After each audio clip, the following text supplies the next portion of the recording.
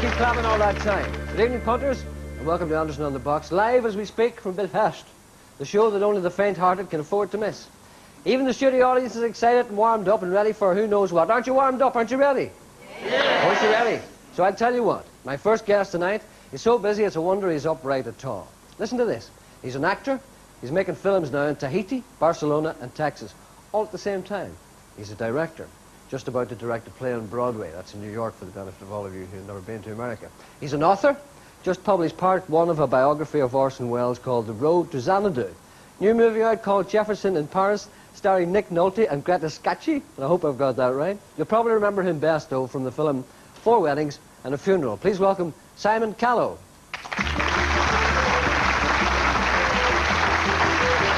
Hello, Simon. Hi, Gerry. How you doing, sir? Have a seat. Thank you.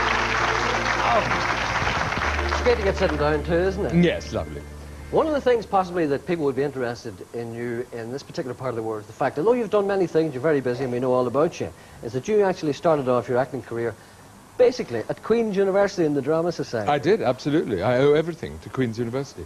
I came here in 1968, and it was the first acting I ever did, and then I wrote something for the student newspaper, which was the first writing I ever did. Yeah. Actually, it was here that I saw Citizen Kane for the first time, which was the beginning of my interest in Orson Welles. I met Michael McLearmore in Dublin, which absolutely inspired me to go on and be an actor. And then I suppose I'm partly responsible for starting, I'm afraid, the Troubles, because I marched with the People's Democracy in 1969, as we all did, and shortly afterwards I left Queen's to go and go to a drama school because I knew how bad I was as an actor. Well, you roughed about a bit when you were marching, were you? A little, yes. What did you make of that? It was all extremely astonishing to me because these gentlemen called the B Specials with their long black batons, yeah, who used to strike us on the ankles. You wouldn't be used to that. No, it was not.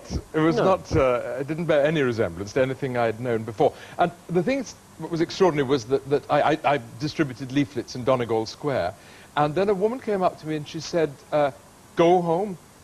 You don't know anything about it." Go home to where you came from. Yeah, it was exactly what she said. And to be really honest, I thought she's right. Mm-hmm. I don't. This is much bigger than anything that I know about. And then I came back. You see, in '77, I think we were the first group of actors from the mainland to come to Belfast after the start of the Troubles, and we were. I was so shocked because everything had changed so much, and we were terrified because all the way through the performance, you could hear bombs exploding. The audience were completely indifferent. Absolutely. They just wanted to laugh and to have a good time. But one of the actresses, the leading actresses, who is now really rather famous, I'd better not name her, was so overcome by fear that she broke wind every time that a bomb went off. I'm not a bit surprised. See, we get used to that. I was talking to some people the other day up in a bingo hall just up the street from here called the Old Vic, and they were saying that they never closed one day, even during all the Troubles and all the bombs. And I said, what did you do when there was a bomb? He said, oh, just moved them up the front. That's what they do. But things are different now. Things are better now. Oh, it's wonderful. You can really smell it the moment you walk into the city now. You mentioned Michael McLearmore and how you were fascinated by him. Yeah.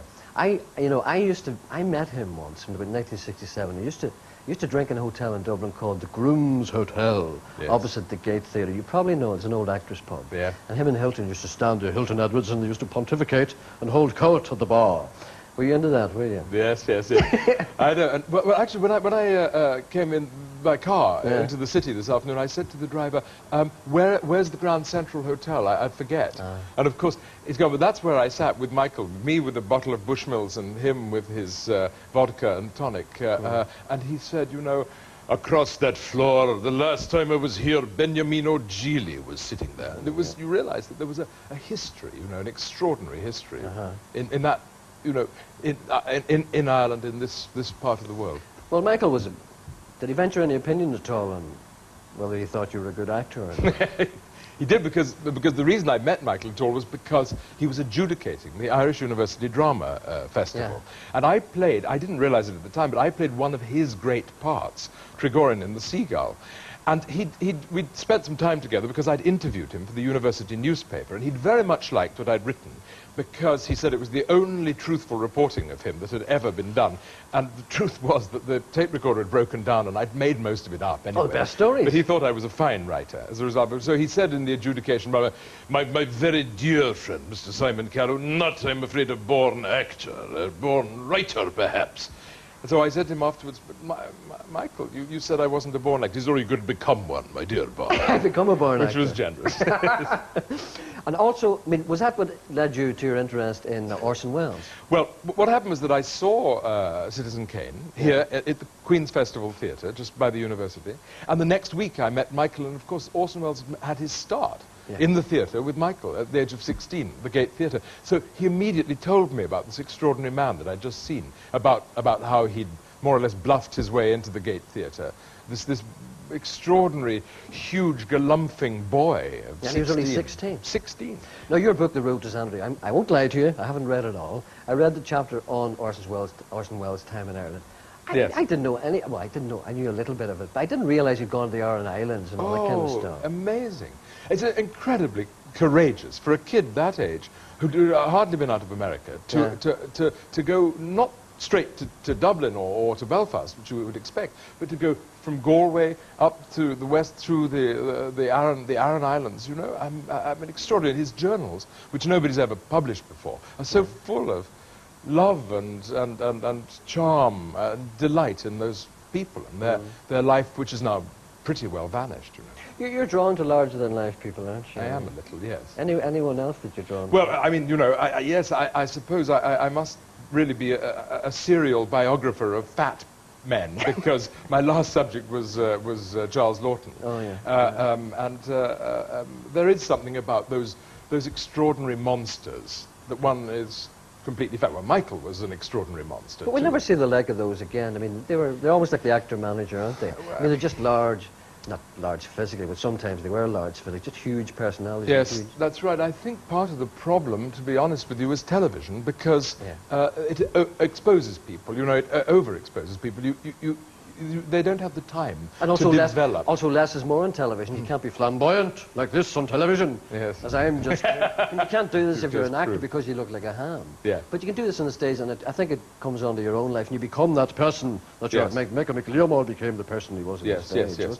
Well, absolutely right. And Michael and Orson both invented them. So Michael McLeod, who's for many people the most famous living Irishman, was in fact from Willesden in North London, hadn't a drop of Irish blood in his body. Yeah. And he invented this extraordinary man called Michael McLeod. His name was Alfred Wilmore, and he made up a name, Michael McLeod. They say when he died that he used to wear a wig, a very thick wig, but he apparently had a very thick head of hair underneath that. Not a thick head of hair, but there was hair there. There was hair.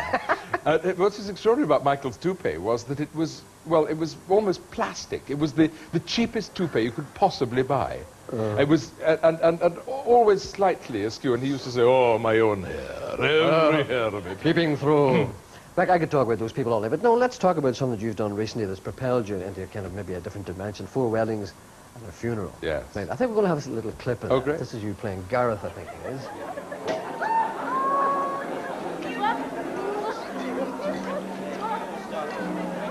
I've got a new theory about marriage. 2 people are in love, they live together, and then suddenly, one day, they run out of conversation. Totally. I mean, they can't think of a single thing to say to each other. That's it. Panic. Then, suddenly, it occurs to the chap that there is a way out of the deadlock. Which is? He'll ask her to marry him. Yay!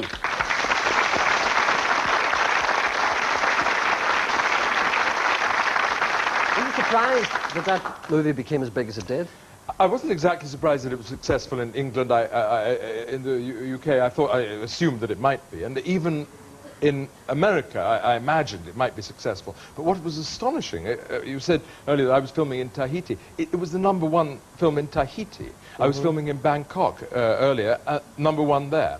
#1 in Berlin, #1 in France. When I was in France the weekend that it opened, 500,000 Parisians went to see it. And, you know, they're not warm to the English generally. So there must be something extraordinary about that film. And I read that you were quite happy about that because there was a positive message from your character, a kind of a positive gay message from that. Yeah. You're happy about that? Oh, I was so happy to be able to play a gay character who was in a wonderful relationship with somebody, and who, it's really become quite a novelty nowadays, if a gay character dies in the film, they normally die of AIDS. And I wanted to show that's not always the case. Here's a man who died just from sheer excess of living, just from drinking too much, laughing too much, and dancing too much.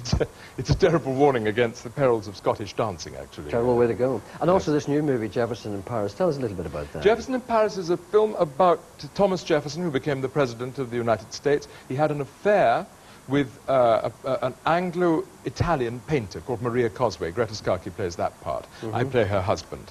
And it's really against the backdrop of the French Revolution, which is just about to start. It's a big, very, very beautiful pageant of a film. Okay, well, we wish you all the best of luck, and you the best of luck. Thank Nice you. to talk to you. Simon Callow. Thank you, Jay. Thank you very much. Simon Callow.